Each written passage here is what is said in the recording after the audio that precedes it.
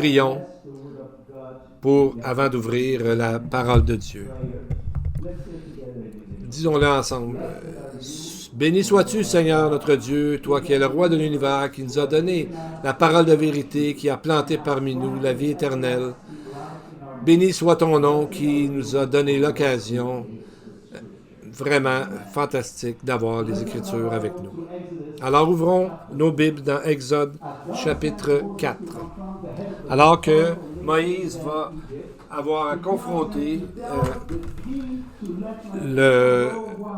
la personne la plus puissante dans ce temps-là, et il va aller dire à Pharaon de laisser son peuple aller, parce que Israël, son fils, est son premier-né. Donc on voit que dans le fond, tout ça est basé sur une bataille, un combat spirituel qui est alentour de cette nation choisie de Dieu. Alors que les nations du monde rejettent Israël, Dieu ne le fera pas, car Dieu est le Père de la nation d'Israël. Et il a dit qu'il l'appelle son premier-né, son fils. Et on se rappelle la prophétie du psaume 83 concernant 10 voisins proches d'Israël qui, en même temps, vont venir pour envahir Israël. Et l'auteur dit, « Ceux qui te haïssent forment contre ton peuple des projets pleins de ruses. Ils font une alliance contre toi et ton alliance. » Donc, leur haine, leurs mots sont dirigés vers Dieu lui-même. Et si nous ne voyons pas, nous, comme croyants, l'aspect spirituel de cette guerre, ça va devenir incompréhensible comme la plupart des gens alentour de nous. Dès le début que Dieu a donné la loi à cette nation et qui a choisi Israël, on a vu les autres nations s'élever un par un contre Israël. On a vu les Égyptiens, les Amalécites, les Madianites, les Jébusites, les Babyloniens, les Perses, les Grecs et les Romains. Israël a été tellement battu, si on veut, par tellement de gens et attaqué par tellement de gens. Et elle continue quand même d'exister. Pourquoi? Parce que Israël est le fils de Dieu et même Dieu dit son premier-né. Qu'est-ce que ça veut dire exactement que Israël est le premier-né de Dieu? Quelles sont les implications aujourd'hui du fait que Dieu a déclaré qu'Israël est son premier-né? Et quelle est l'implication pour nous aussi, les églises? Rabbi Shaul, Paul, et parler de l'importante position d'Israël par rapport à l'Église. Et il a fait ça à travers 9 descriptions qui parlent des liens avec l'Église et Israël. Et nous allons voir que quand Paul a écrit la lettre des Romains, où nous allons voir ces liens, c'est entre les deux, Israël et l'Église, c'est un moment où le niveau d'antisémitisme était très haut dans le monde romain. Autour de l'année 56 de notre ère, tous les Juifs ont été expulsés de la ville de Rome. En l'an 19 de notre ère, l'empereur romain Tiberius, et ensuite en 49 par l'empereur Claudius.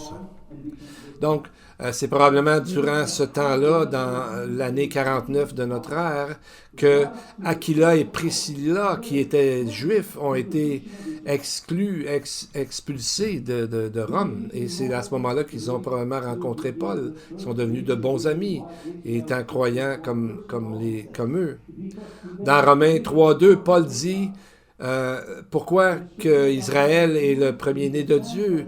Tout d'abord, en ce que les oracles de Dieu leur ont été confiés.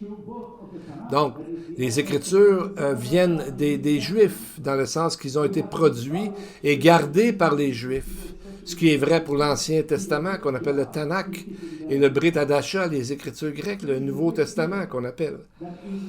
Donc, on a ces Écritures aujourd'hui parce que les Juifs ont fait un bon travail de garder ces Écritures intactes. Ils ont un grand respect pour les Écritures. Donc, c'est un de leurs premiers cadeaux qu'ils ont en fait donné à l'Église. Les autres 8 raisons nous sont données dans Romains 9 au verset 4 et 5. Ce passage de Romains, on peut dire, c'est presque un commentaire au sujet du livre de l'Exode.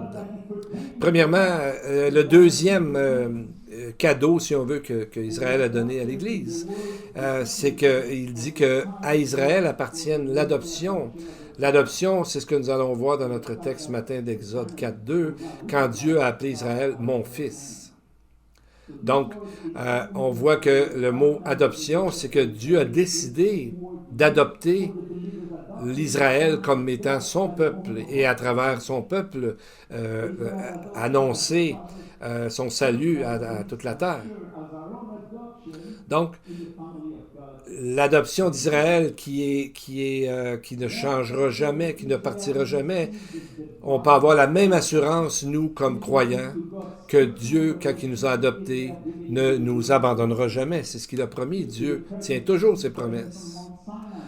Troisièmement, Paul parle de la gloire divine, ce qui fait référence à la révélation personnelle de Dieu à Israël, qui a commencé avec le buisson ardent qu'on a vu il n'y a pas longtemps, et aussi plus tard sa présence sur le mont Sinaï, qui est descendu pour donner la loi, et plus tard, Yeshua, Jésus, qui est de la généalogie, qui est un juif, qui vient d'Israël. Quatrièmement, Israël a reçu des alliances à cause de l'alliance d'Abraham, dont on fait tellement référence dans les Écritures. On appelle toujours, on dit toujours l'alliance d'Abraham, Isaac et Jacob, qui fait référence aux croyants qui sont adoptés par Dieu. Donc, on voit 3 aspects importants de cette promesse-ci. L'aspect du pays. Il y a donc un territoire que Dieu a promis, qui appartiendrait aux Juifs. Il y a aussi l'aspect du royaume, la promesse à David, qui affirme que David, un descendant de David, qui est Jésus, va régner à partir de Jérusalem. Ensuite, on a l'aspect de la bénédiction de la nouvelle alliance à travers laquelle l'Église a été créée. Et toutes ces choses sont vraiment à la base même de l'antisémitisme qui n'accepte pas la réalité de ces bénédictions en forme d'alliance. Ils trouvent que c'est pas juste pour eux, mais Dieu a décidé d'adopter Israël pour bénir les peuples à travers Israël. Et on a, cinquièmement, Paul parle qu'à travers son premier-né, Israël, il a donné la loi, la loi mosaïque. Il y a aussi, sixièmement, un temple pour adorer. C'est un temple que Dieu a fait construire à Jérusalem et à travers laquelle on voit plusieurs aspects de la mission de rédemption du Messie. Voulez-vous voir qui est le Messie? Allez voir comment le temple est construit. Il est partout, dans les couleurs, les matériaux, dans les sacrificateurs et surtout dans les sacrifices. Septièmement, on a les promesses. Paul parle des promesses qui ont été données à Israël et qui, certaines d'entre elles sont aussi pour les croyants, mais il y en a des promesses qui ne sont que pour Israël. Et huitièmement, on a les patriarches ou les pères. On parle souvent des pères de la nation. Pourquoi les mentionner?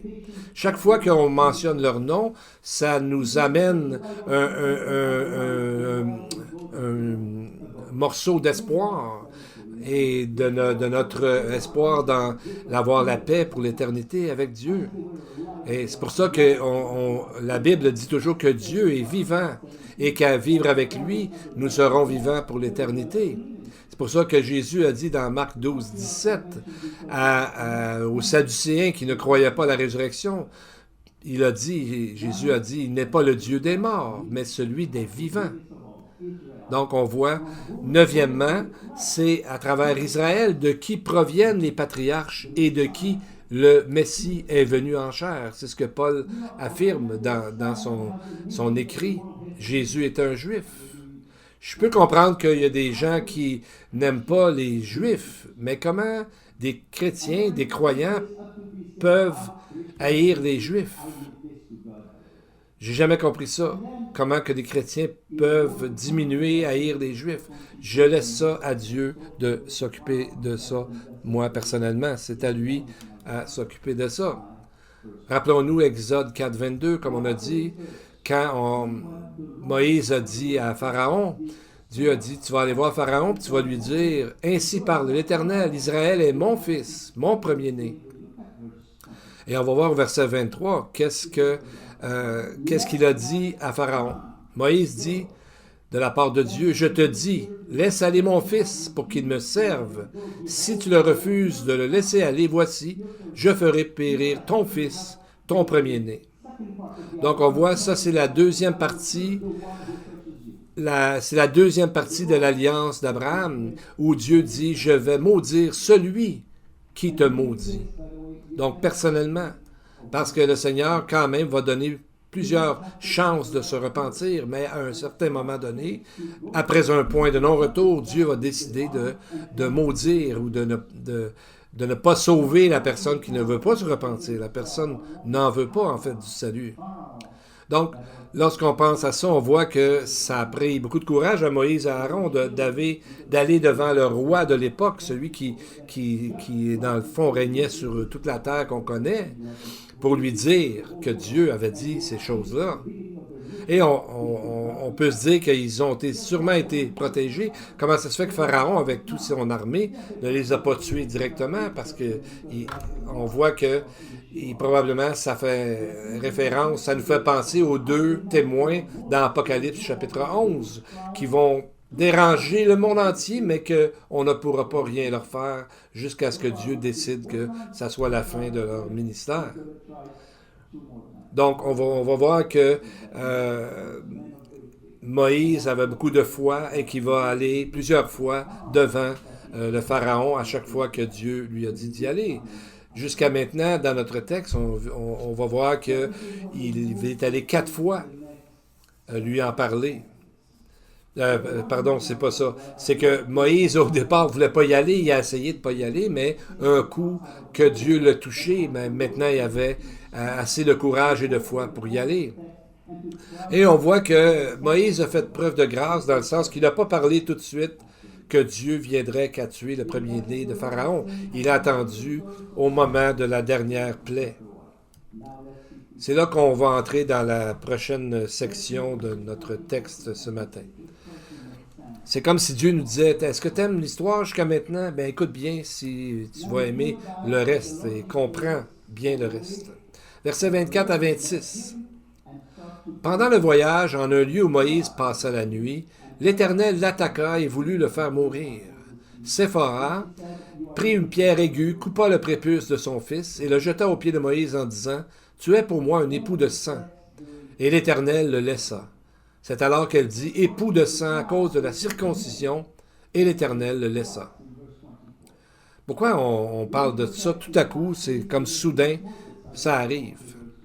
La première question, on va se demander, c'est qui est lui qui est mentionné dans le verset 24? Si on lit le texte très rapidement, on pense que c'est Moïse, comme la plupart des commentateurs disent. Mais pourquoi Dieu voudrait-il tuer Moïse après l'avoir entraîné, préparé et ensuite l'envoie voir Pharaon pour lui dire son message? Mais à qui pourrait être lui qu'on parle, que Dieu voulait le tuer, voulait l'attaquer? Un monsieur rabbin Ibn Ezra, dans les Moyen-Âge, a dit que ça devait être un des fils de Moïse. Et le Targum de Jérusalem, qui a été écrit il y a 2000 ans, dit que ça devait être son premier-né, Gershom. Ce qui fait beaucoup plus de sens lorsqu'on regarde ça comme il faut.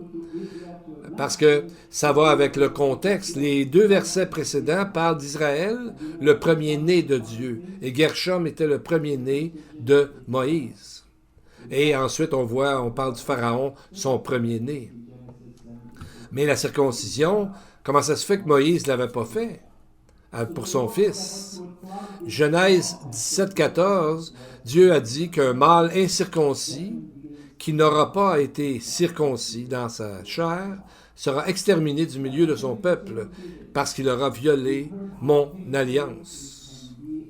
Et on sait que la circoncision, ça peut être douloureux pour ceux qui le font lorsqu'ils sont des adultes.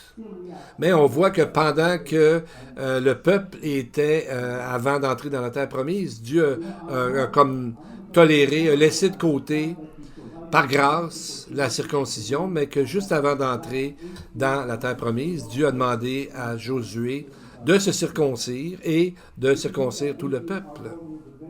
Vous savez, on dit que les bébés, lorsqu'ils naissent, ils ont très peu de vitamine K, qui fait, comme on appelle des plaquettes, qui fait que le sang coagule rapidement. Mais on dit que le 8e jour, à partir du 8e jour, les chercheurs disent que c'est à ce moment-là que le corps de l'enfant commence à produire des plaquettes pour que finalement la cicatrice se guérisse plus rapidement que les premiers jours. Donc, c'est à partir du 8e jour, c'est la journée la plus sécuritaire pour faire une circoncision. Et on voit ça dans le texte, dans Lévitique chapitre 12. Est-ce que ce n'est pas merveilleux? Dieu sait exactement le bon moment de faire les choses. Et je pense que quand les gens font la circoncision, c'est pas l'enfant qui en souffre le plus, c'est les parents et les grands-parents qui voient cette chose se produire.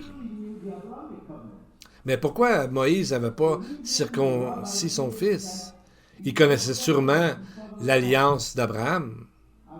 La raison que les rabbins disent, c'est que Jéthro, le beau-père de Moïse, c'était un sacrificateur de Madian.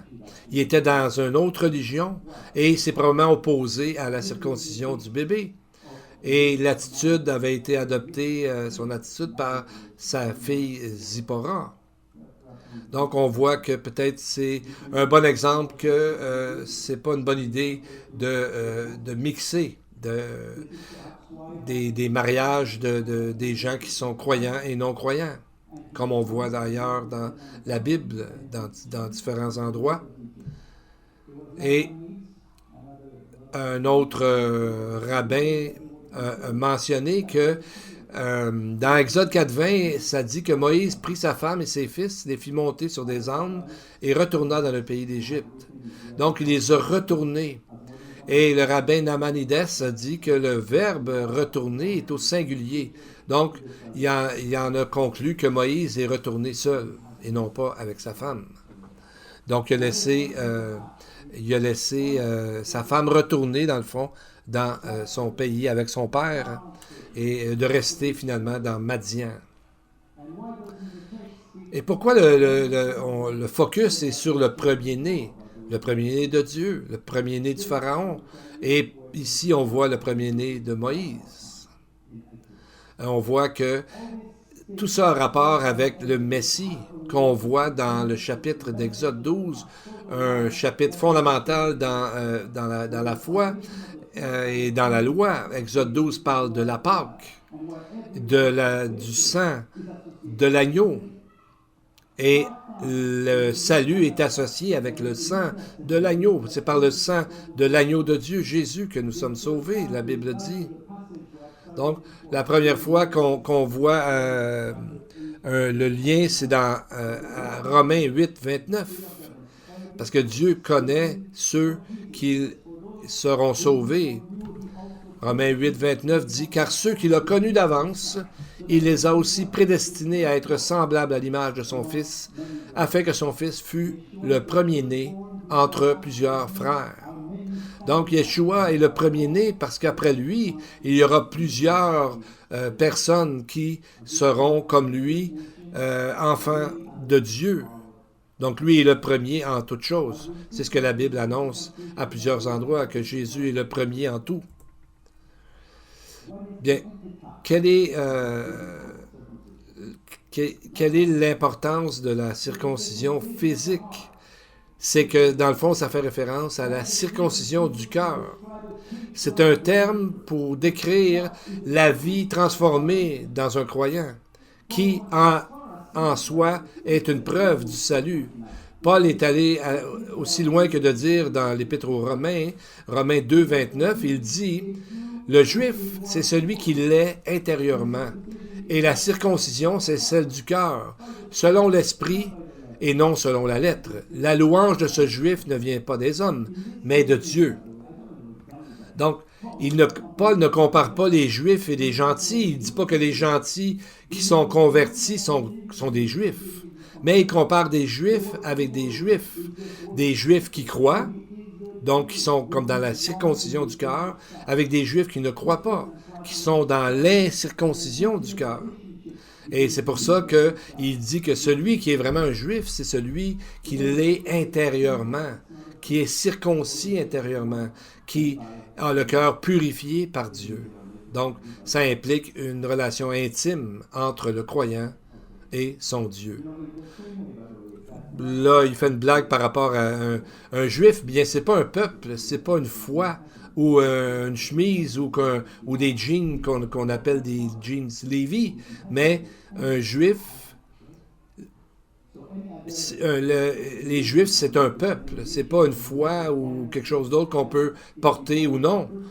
On est soit un Juif ou on ne l'est pas, on ne le devient pas parce qu'on devient chrétien. L'important, c'est d'avoir le cœur circoncis, le cœur purifié.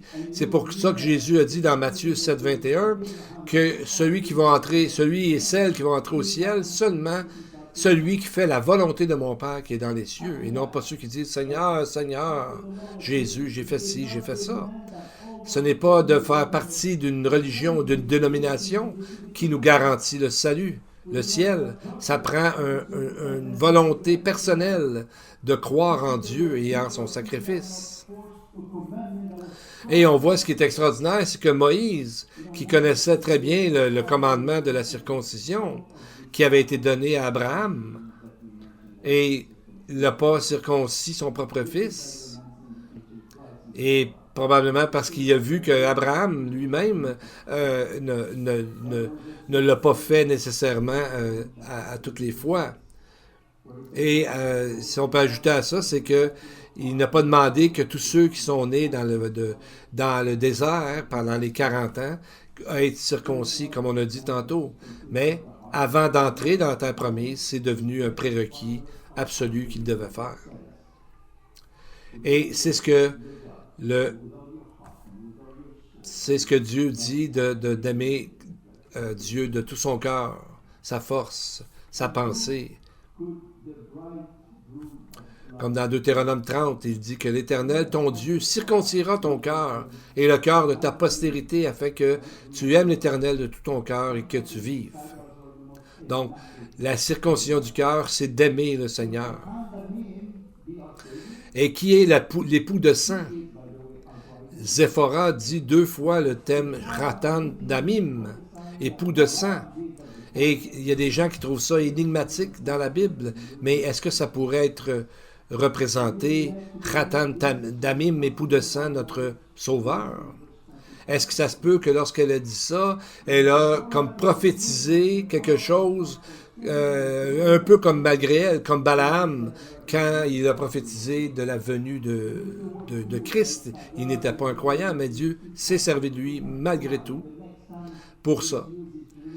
Verset 25, on voit que Séphora a pris une pierre aiguë, elle a coupé le prépuce de son fils et le jeta aux pieds de Moïse en disant « Tu es pour moi un époux de sang ».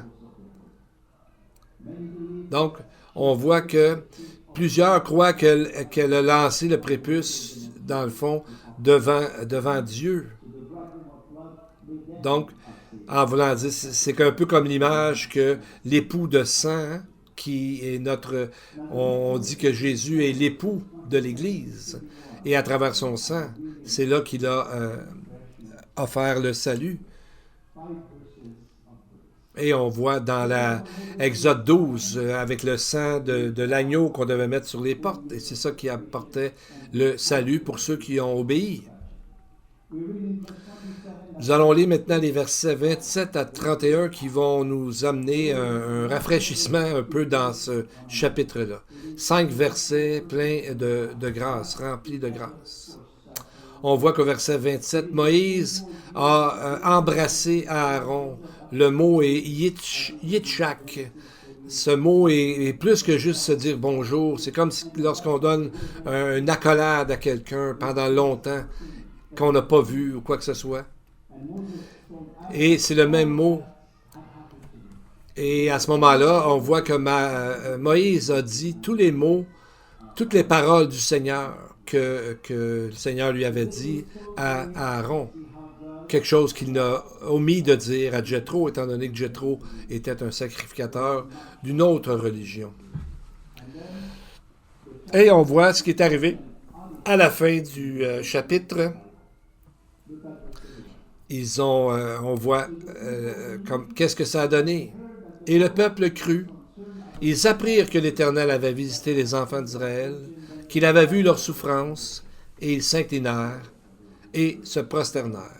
Profitez-en de ce verset-là, parce que après ça, on voit qu'il n'y a pas tellement d'harmonie des fois qui se passe entre le peuple et Dieu, et aussi même des fois entre Moïse et Aaron à certains moments.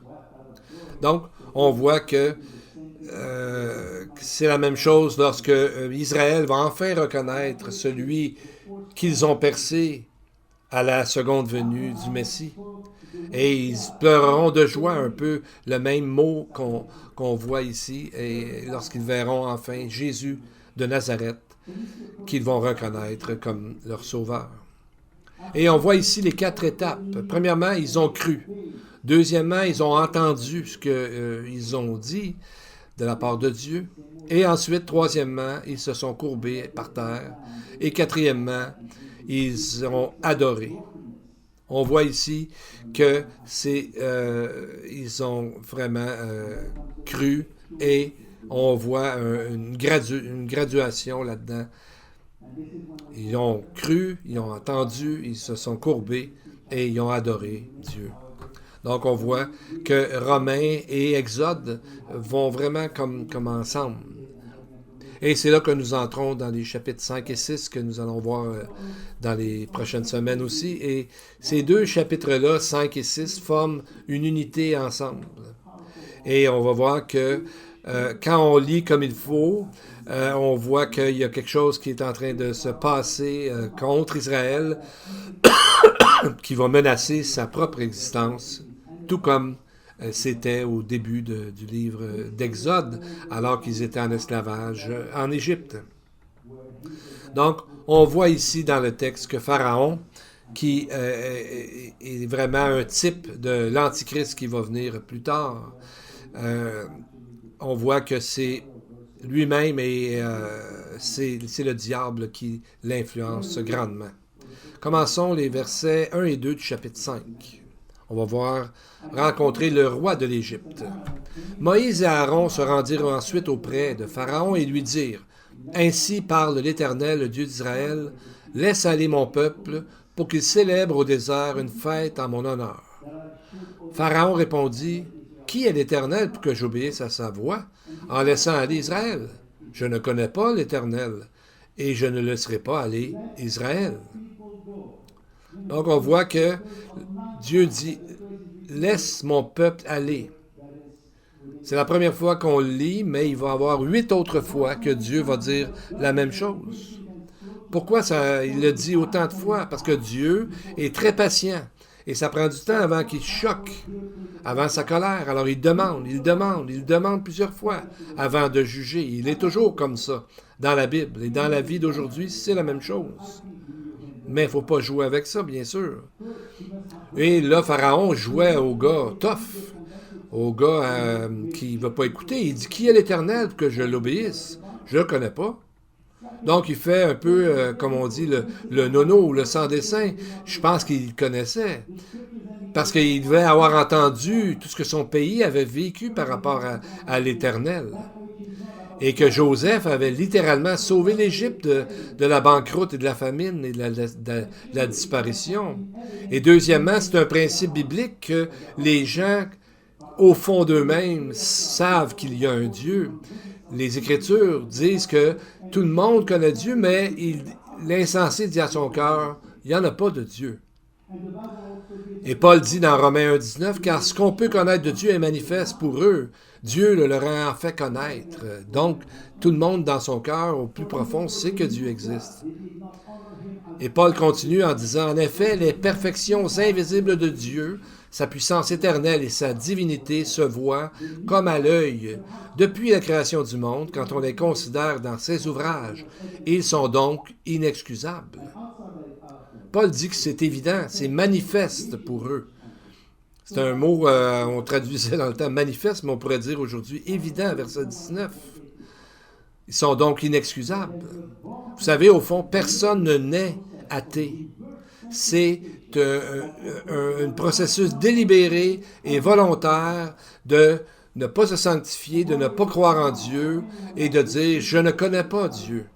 Ou encore « j'ai cessé de croire en Dieu ».